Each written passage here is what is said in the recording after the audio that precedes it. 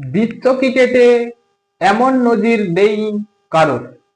এবার ফাইনাল ম্যাচে বিরাট কোহলি সেই নজির গড়তে চলেছে। বন্ধুরা, কোন নজির গড়বে এবার বিরাট কোহলি তা জানবো আজকের ভিডিওতে। চ্যাম্পিয়ন ট্রফির শুরুর আগে বিরাট কোহলির ফর্ম নিয়ে চলছিল জোর জল্পনা, কারণ বিরাট কোহলির ব্যাটে রান পাচ্ছিলেন না, সেই নিয়ে চলেছিল তুমুল আলোচনা। এবং বিরাট কোহলি তার ফর্মটি দেখিয়ে দিলেন সেই পাকিস্তান ও অস্ট্রেলিয়ার বিরুদ্ধে।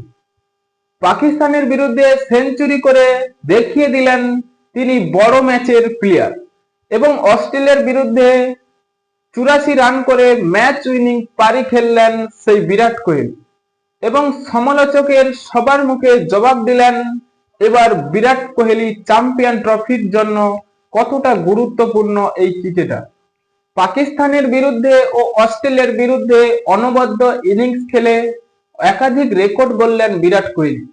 কিন্তু এবার রবিবার ফাইনাল ম্যাচে বিরাট কোহলি রেকর্ড গড়ার সামনে রয়েছে। এবার চ্যাম্পিয়ন ট্রফিতে এখনো পর্যন্ত সব থেকে বেশি রান করেছেন West Indies cricketer Chris Gayle.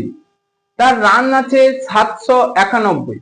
এবং এই ক্যারিবিয়ান ক্রিকেটার একমাত্র যে চ্যাম্পিয়ন ট্রফিতে এত রান করেছে। এবং বিরাট কোহলি চ্যাম্পিয়ন ট্রফিতে তার রান রয়েছে 746।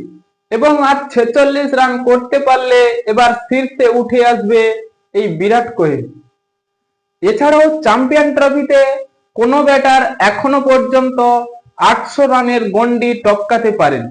তাই বিরাট কোহলি আর 54 রান করতে পারলে একমাত্র ক্রিকেটার হবে যিনি এত রান করেছেন।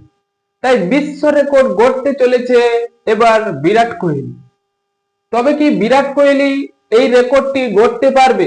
কারণ বিরাট কোহলি আর হয়তো চ্যাম্পিয়ন ট্রফি খেলতে পারবে না, কারণ আবার চ্যাম্পিয়ন ট্রফি হবে 2029 সালে।